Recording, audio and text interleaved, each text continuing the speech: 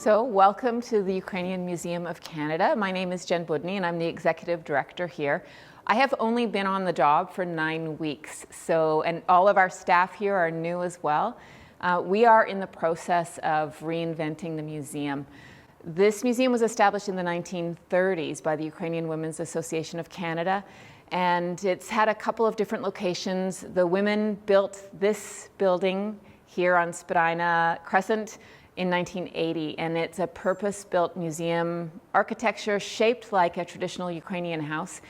And not much has changed, I'll admit, since 1980 when this museum was first built. We're standing in the main display of our collection, and this room has not changed much since 1980. So what you're seeing today, I think will look very different a year from now. We start off here in the story of the first Ukrainian settlement in Canada, and the first settlers came over from the old country in the late 19th century. The first block of land that was given for Ukrainian settlers was northeast of Edmonton, just northeast of Elk Island Park, and around the townships of Star, Chipman, and Lamont.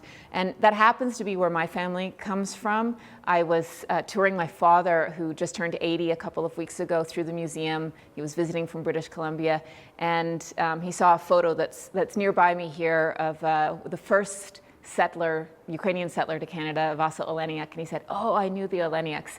So I feel a very strong personal connection to the stories and the objects in this museum, but I'm also aware that right now we're on our 5th wave of Ukrainian relocation to Canada, and there's been one story, typically a story of some extreme hardship, that has led Ukrainians to come here to settle in Canada. And now with the war in Ukraine, we have a new wave of displaced people, most of whom I think hope to go back to Ukraine in the future, but without a doubt, some of them will be staying as well. So one of the goals of the museum over the next year of planning is to think about how to better incorporate the stories of these subsequent waves of Ukrainian settlers to Canada. The basis, though, the roots of this museum are with that first wave and with all of the old traditions and stories and music and rituals of those early Ukrainian settlers. I do want to say, though, I've been meeting a lot of people who've arrived recently on account of the war, and so many young women in particular they still do the embroidery. We've got so many works of embroidery and weaving in this room, and they are still committed to keeping those customs and those practices alive. And I've done a lot of work myself here in Canada, working with First Nations artists over the last 25 years, and I know that first, practicing your cultures is one way to survive and forge a path through those horrible processes of colonization. And I think that in Ukraine, because that area of land in Europe, in the center of Europe, the breadbasket of Europe, has been repeatedly colonized over and over and over again for the last more than 100 years, that this is part of what keeps Ukrainian culture in Ukraine so strong. We have a business manager here at the museum who emigrated to Canada 20 years ago with her 2 young daughters. And she grew up in the Soviet system where they were forced to speak Russian and only Russian in school, but she had a grandmother, who made her speak Ukrainian at home and said, "This is all we speak at home. You need to learn Ukrainian language, but it's got to be our secret. We can't speak it outside of the house." And so, as a result of that, she and her daughters now speak Ukrainian, and we're able to speak Ukrainian with everyone who comes into our museum who wants to speak Ukrainian too. So there's lots of things to think about here at the museum. I can show you a little bit of what we have. The main focus of our collection is in textiles and beadwork. And as you can see behind me, we have some examples in this display case, but we also have a permanent collection in the basement with more than 30,000 objects. These have been donated to us by members of the Ukrainian community over the decades. We're on our 86th year. So some of these items were brought from the old country when the first settlers came, and other items, many Ukrainian settlers did very well for themselves and were able to go back when there were windows of opportunity to travel through Ukraine, and were able to collect some material there as well, and those have been donated. So the objects in our collection come from a variety of sources. We have more than 30,000. Most of which have never been seen by the public because they remain in our permanent collection. So that's another thing we're going to be doing over the next few years, is trying to figure out ways that we can rotate items through our exhibition spaces on a more regular basis, and tour exhibitions from our museum to other spaces across the province of Saskatchewan and across Canada. So one of the things I do when I come to the museum every day, I have a photograph of the Ukrainian Women's Association of Canada, a group of women, about 40 women from 1930, the women who founded this museum. And I marvel at their tenacity and their ambition to establish this museum in those days, because Ukrainians were not, although they were invited by the government of Canada to help settle the prairies, they were not welcomed by mainstream Canadian society when they arrived. And there are some photographs of the early settlers here on the wall behind me, and you can see by their costumes that they looked very different when they arrived from the civilized English folks that dominated Canadian society at that time. And many Ukrainians had darker skin, but also the clothing they wore, their head coverings. All married women had to cover their heads. Those kinds of things were seen, frankly, as barbaric by many of the established English Anglo-Saxon folks that were here. And so there were a lot of derogatory names for Ukrainians. And in fact, during World War I, Ukrainians who had come here to be farmers, to be a part of Canadian society, were rounded up and sent off to internment camps. There were 6 internment camps across Canada. In fact, my own great uncle, Emilian, was one of those internees sent to Kapuskasing, Ontario, taken out of the bush in Manitoba, where he and his brother and my Baba's family were living. And he died in camp, as many did. They died of disease. Some were shot trying to escape.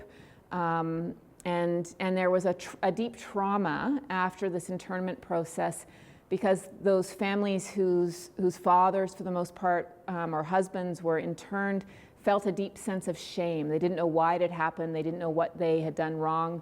Those prisoners, it wasn't just Ukrainians, it was mostly Ukrainians. It also included Italians and some Germans and other ethnic groups. Their forced labor was used to build the trail system in Banff National Park, for example. Anyway, there's now a growing body of literature on this work, but that stigma against Ukrainians lasted up until the 1980s, I would say. I remember as a high school student in Edmonton, Alberta, there was a comedian on TV. He was an English comedian named Don Ast. He went by the name of Nestor Pister, and he played the role on a regular basis of the stupid Ukrainian, which was a stereotype. And so he sold cars on TV as Nicky Fordinsky, the stupid Ukrainian selling used Ford cars. And I remember watching that as a teenager, feeling, I guess, a sense of shame or embarrassment that I couldn't really place. And so it wasn't the same thing as racism. I was not somebody who ever experienced any kind of targeting when I walked down the street, but just a sort of a vague embarrassment around being Ukrainian at that time. And I like to think that experience has created more empathy in me for the experience of other newcomers and people who are visibly racialized and experience that racism on a regular basis. But I do think that's something that the museum needs to tackle, and I think there's a great willingness here now between our board and our staff and the younger generations of Ukrainian Canadians to talk about those hard issues of perception and the ways that Ukrainians have been able to benefit through assimilation and maybe forgotten some of those early histories, or not so early in some cases, and perpetuate racism ourselves. So those are some kind of interesting and tough conversations I think we're going to be engaging in over the next few years here at the museum. So this display behind me, which is a replica of a traditional Ukrainian house, is one of the installations in the museum that is pretty dated. The mannequins, which don't all even exactly match, look kind of funny.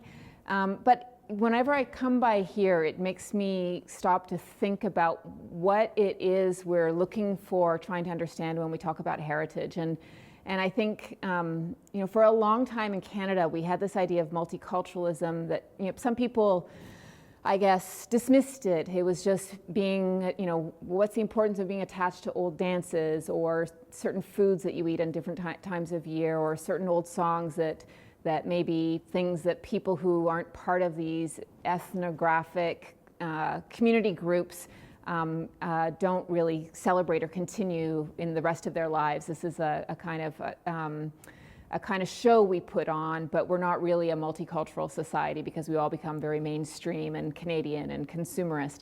But I like to think now, and this is part of what we're trying to reimagine at the museum, is that we're on the dawn or in the middle of a new realization around the world, certainly in Canada, that many of these old ways are ways that are worth not just preserving as sort of historical artifacts, but exploring and starting to live out in order to make the world a better place. We know we need to slow down. We know we need to be less consumerist. We have this incredible existential threat of global warming, and many of the old ways of living and the old practices are things that could help us deal with those kinds of problems. And so when I look at this house, I think about other things as well. I think about cultural sensibilities or ideas of colors that just last with you no matter how kind of modern or assimilated you may have gotten. The women who've come recently from Ukraine who I've brought from the museum have said, oh, all the village houses, all the people's country houses still look like this. But this was also the colors of my grandparents' house. It's a deeply rooted sensibility to have these bright patterns and a predominance of red on white and these floral motifs. And it's something that deeply appeals to me as a kind of aesthetic, I guess, that I want to be in all the time. And so I think that these kinds of heritages are in our bodies somehow. They're not just memories, but they really are things that we inherit in deeply bodily ways. And I think that they're also things that now have a lot of value in the world for us to explore how to really do these things today. Things like honey making, your own canning, preserving, fermenting of foods, things that were the old traditions in the old country that people brought here that got almost lost for a moment of time. I think all of those things are coming back now, and the world will be a much better place once everybody starts to live in a new way these old traditions that have so much value and so much purpose. They were created by humans for a reason, as a way of sustaining life and a way of preserving community, and I'm really interested in kind of having those kinds of events and programs and celebrations where people can start to do these things for real again and not just see them as artifacts from the past.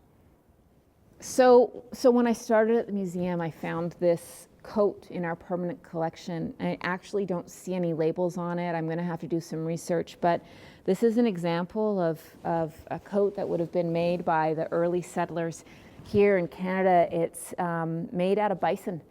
It's a bison hide with the fur, the pelt on the inside, the fur on the inside, and it's decorated with the most exquisite Ukrainian embroidery. I don't know what these symbols mean. They could have been very personal. These could be replicas of waves to mark somebody's passage to Canada over the water. But I really don't know. So this is an object that needs a lot of exploring. It's a beautiful, heavy coat. It would have kept somebody really nice and warm. And it's one of the objects in our collection that I'm interested in pulling out to start a conversation about the historic relationship between First Nations and Ukrainians here in Canada. So I want to say thank you to Threads Cultural Conversations for coming to the museum and doing this visit with us today. I hope that it's been interesting, and I hope that if any of you are in Saskatoon, you come visit us.